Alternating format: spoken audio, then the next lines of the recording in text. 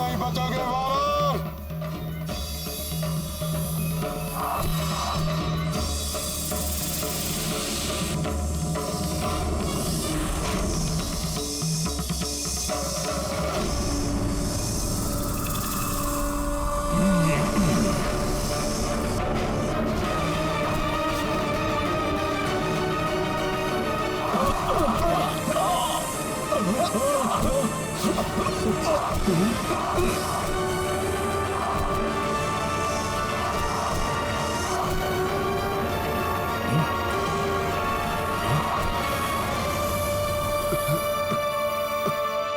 हनुमान को परमपिता ब्रह्मदेव का वरदान प्राप्त है कि माया का बंधन हो या कोई अन्य बंधन, इन्हें किसी पाश में नहीं बांधा जा सकता।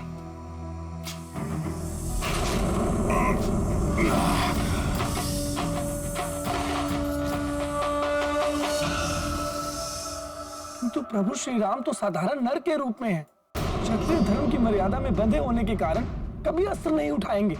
कैसे सामना करेंगे प्रभु इस नागपाश रूपी अस्त्र का?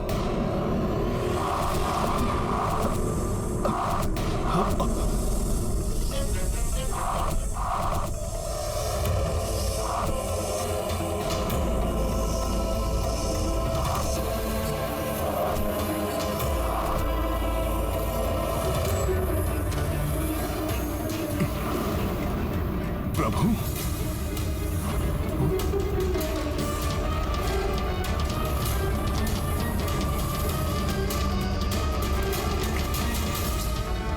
प्रभु और लक्ष्मण जी तो नागपाश में फंस गए। अनर्थ हो गया। ये तो स्तंभित कर दिया है नागपाश ने प्रभु और लक्ष्मण जी को। अभी तो केवल स्तंभित हुए ये दोनों, किंतु दोनों के प्राण लूंगा मैं अपने नागास्त्र से।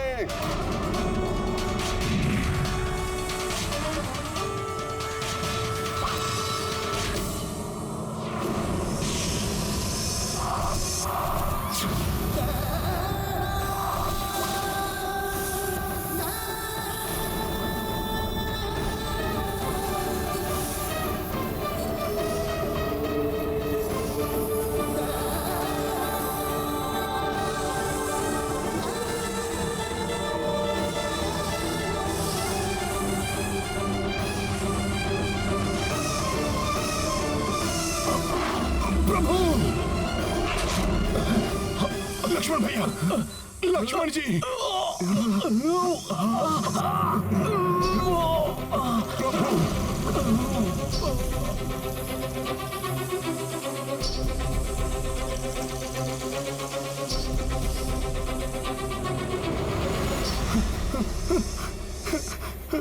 भैया लक्ष्मण, प्रभु, भैया लक्ष्मण, नहीं प्रभु, ये नहीं हो सकता।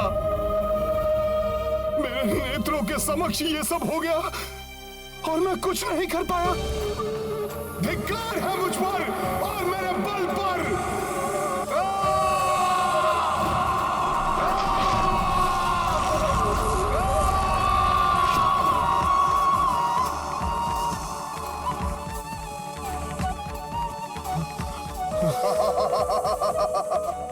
आनंदम, अति आनंदम।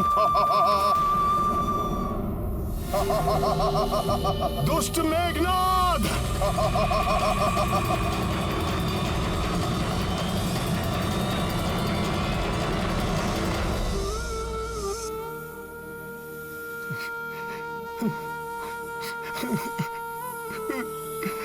प्रभु, लक्ष्मण भैया, ये क्या महान अर्थ हो गया प्रभु।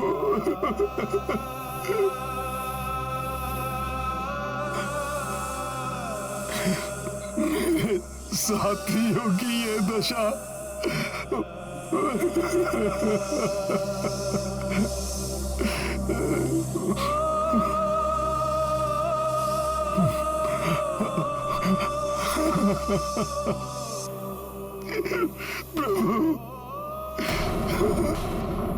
प्रभु, आपका ये भक्त कैसा हृदय विदारक दृश्य देखने के लिए विवश हो गया है। जब मेरे प्रभु मूर्छित है तो हनुमान क्यों किसी भी पाश में न बंधने के वरदान से सुरक्षित है? मुझे क्षति न पहुंचने का बस एक ही कारण हो सकता है प्रभु, कि ये भक्त आपकी और सेवा कर सके, और सेवा कर सके। प्रभु उठिए। प्रभु आपको और वानर सेना को कुछ नहीं होगा, कुछ नहीं होगा प्रभु। आप तो धर्म युद्ध कर रहे हैं प्रभु। प्रभु इसी कारण आपने अपना धनुष नहीं उठाया, जिसका अनुचित लाभ उठाकर मेघनाद ने छल से नागपाश का वार किया प्रभु। परंतु धर्म के पथ पर चलने वालों की परीक्षा अवश्य हो सकती है, किंतु पराजय कदापि नहीं। इस नागपाश का तोड़ अवश्य होगा। उठिए प्रभु, मुझे इसका तोड़ बताइए। वचन देता है आपका ये भक्त हनुमान सृष्टि के किसी भी कोने से उसे ढूंढ लाएगा प्रभु। आप बस उठिए। कोई तोड़ नहीं है नागपाश का, उसका प्रभाव अवश्य होकर रहेगा। कल प्रातःकाल लंका में सूर्य की प्रथम किरण प्रवेश करते ही संपूर्ण वानर सेना का अंत हो जाएगा पिताश्री। और इतना ही नहीं, उस वनवासी की मृत्यु के साथ ही देवी सीता आपकी हो जाएंगी।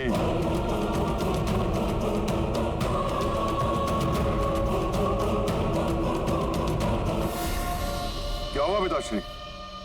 कल जब मैं युद्ध में असफल होकर लौटा था तो आपने मुझे कितने कटु वचन कहे, किंतु आज जब मैं राम लक्ष्मण उसकी शत्रु सेना को मरणासन कर लौटा हूं, आपके मुख पर प्रसन्नता का एक भी चिन्ह नहीं।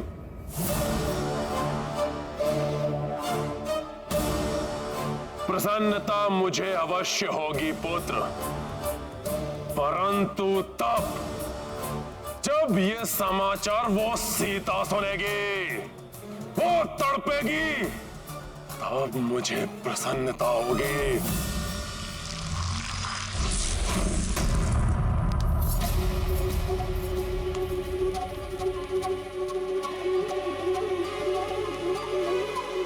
इतनी विचलित क्यों हो रही हो?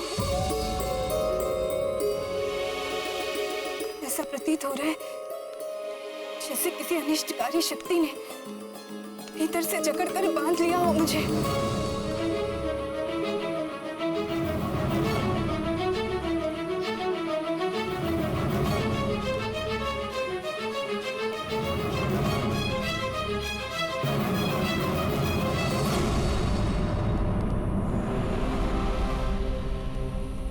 विचित्र बात है, यहाँ कोई भी नहीं है। त्रिजटानला सभी कहाँ चली गई? मेरे स्वामी, मेरे राम सकुशल तो है ना? उठिए, अपने भक्त पर दया कीजिए। इस संकट से उबरने का मुझे कोई मार्ग तो दिखाइए प्रभु। उठिए। भ्राता लक्ष्मण, आप तो प्रभु के रक्षा स्तंभ है ना? आप ही कृपा करके मुझे इस अवस्था से मुक्ति कराने का मार्ग बताइए भैया लक्ष्मण, बताइए। भ्राता सुग्रीव, महाराज सुग्रीव, महाराज सुग्रीव, उठिए। वानर राज सुग्रीव, आप तो वानरों के अधिपति हैं। आपको तो इस समस्या के निवारण का उपाय अवश्य ज्ञात होगा।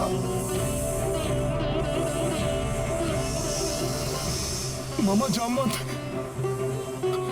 मामा जामवंत, सदैव के समान आज पुनः हनुमान को आपके मार्गदर्शन की आवश्यकता है। मामा जामवंत, उठिए। मुझे बताइए कि मैं इस घोर विपत्ति पर विजय कैसे प्राप्त करूं। मामा जामवंत, मामा, मामा उठिए।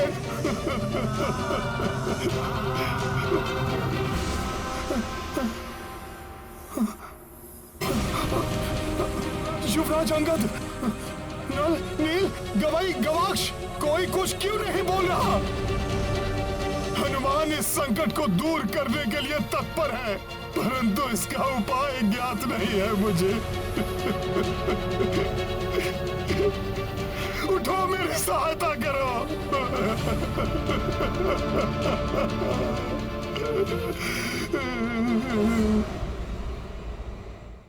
नारायण नारायण। प्रभु की ऐसी अवस्था, हनुमान की ऐसी पीड़ा और उनकी विलापता का यह दृश्य देखना असहनीय है।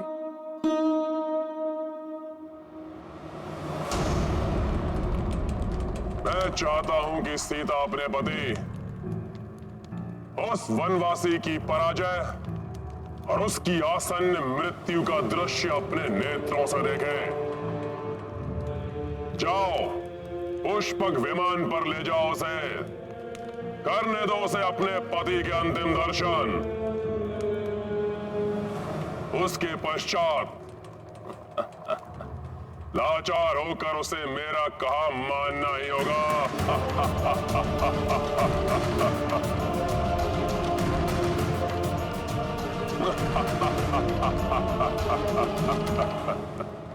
क्षमा करें महाराज।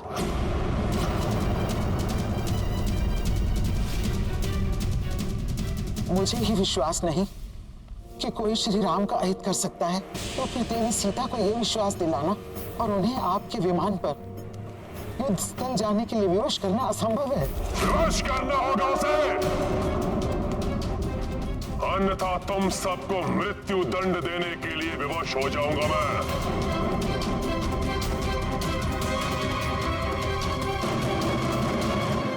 जब तक दुष्ट रावण इस विमान का स्वामी है, मैं इस पर एक पग भी कैसे रख सकती हूँ?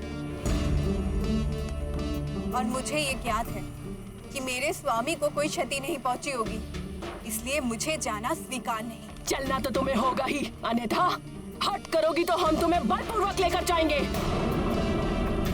देवी सीता, मैं जानती हूँ प्रभु श्री राम को कुछ नहीं हो सकता। ये भी लंकेश रावण का कोई मायावी प्रपंच है जो अधिक समय तक नहीं छिपेगा। इसलिए आप रणभूमि चलिए और अपने स्वामी के दर्शन का सुख प्राप्त कीजिए। हाँ माता, मैं भी चलूंगी आपके साथ। मेरे पिता विभीषण जी भी वहाँ हैं। मैं उनका कुशल क्षेम भी जान लूंगी। मैं लंकेश रावण के भय से आपको अपने साथ चलने के लिए बाध्य नहीं कर रही। मुझे ज्ञात है कि प्रभु के दर्शन के लिए आप अग्नि पर से चलने के लिए भी प्रस्तुत हो जाएंगे। फिर इस विमान से चलने में संकोच क्यों, जिसे लंकेश रावण ने महाराज कुबेर से छीना था? मेरा कहा मानिए माता, प्रभु दर्शन के इस अवसर को मत गवाइए।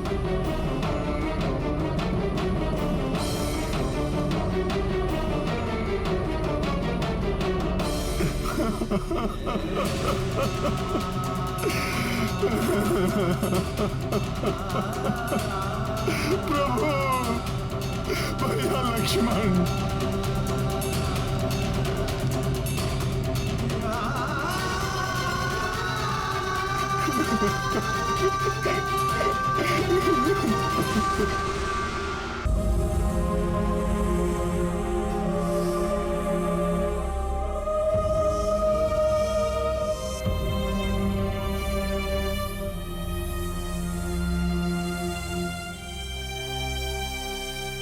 हे अष्टदिक्पाल, नवग्रह, देवराजेंद्र, कहाँ हैं आप सब? कोई मुझे इस संकट से उबारने की युक्ति सुझाने क्यों नहीं आ रहा? मेरे प्रभु श्री राम की ऐसी दशा देखकर भी आप सब शांत क्यों हैं? धर्म युद्ध पर निकली वानर सेना की ये अवस्था देखकर भी आपका हृदय द्रवित क्यों नहीं हो रहा? इतना समय व्यतीत हो गया और कोई मुझे इस समस्या का समाधान क्यों नहीं बता रहा? नारायण नारायण। किस मुख को लेकर हनुमान के समक्ष आए हम? क्या उपाय बताएं उन्हें? कोई उपाय होता तो बताते। दुर्भाग्यवश इस नागपाश का कोई तोड़ ही नहीं। हे ब्रह्मदेव, हे विष्णुदेव, हे भोले बाबा, अब तो आप ही का आसरा है। आप ही बताइए कैसे प्रभु श्री राम को इस नागपाश से मुक्त कर सबको इस कठिनाई से मुक्त करूं। बताइए, बताइए, आप ही बताइए प्रभु, कैसे मुक्त करूं?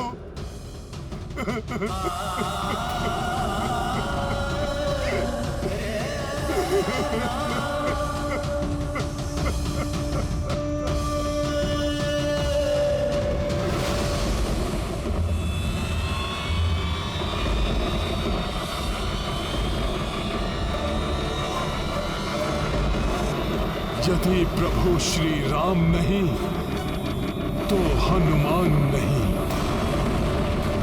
और ये संसार भी नहीं।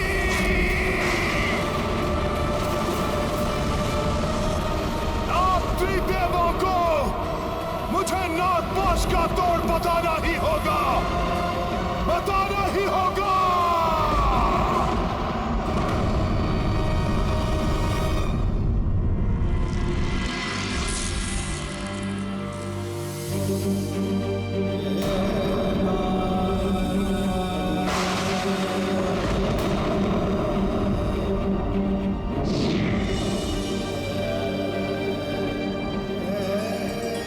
प्रणाम देवेश्वर। प्रणाम ब्रह्मदेव। हे महादेव, हनुमान का रौद्र रूप धारण कर इस प्रकार अपना आकार बढ़ाना तो प्रलय का संकेत है।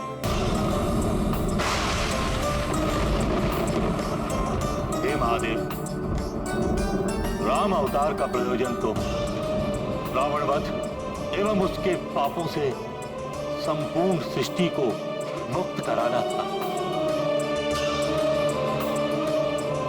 परंतु अब तो ऐसा प्रतीत हो रहा है जैसे एक अनिष्टकारी प्रलय संपूर्ण सृष्टि को लील जाएगी, नष्ट कर देगी उसे। ऐसी स्थिति में मेरे द्वारा हनुमान का पथ प्रदर्शन करना अब अनिवार्य होगी।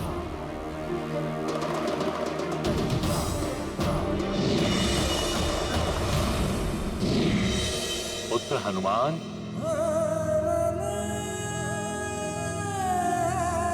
प्रणाम ब्रह्मदेव जी।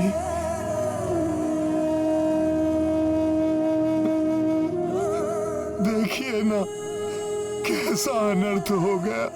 अपने आप को संभालो पुत्र। इस संकट से श्री राम को तुम्हें ही तो उबारना है पुत्र। वही करने के लिए तो हनुमान सदैव तत्पर है प्रभु।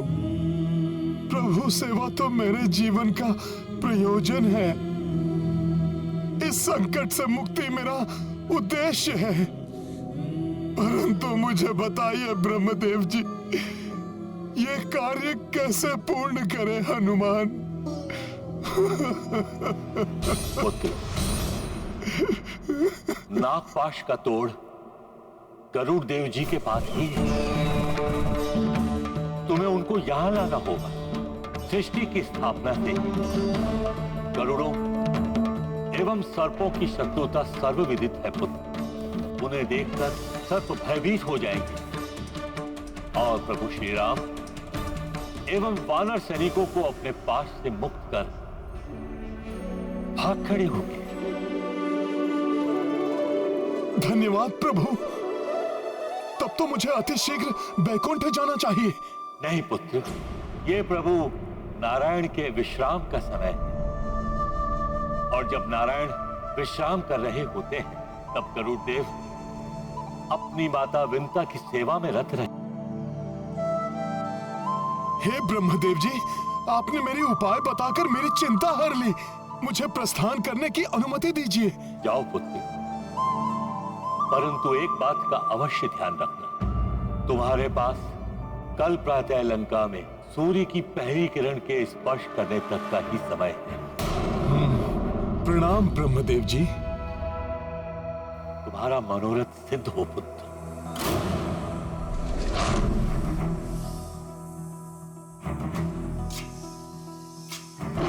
जय श्री राम।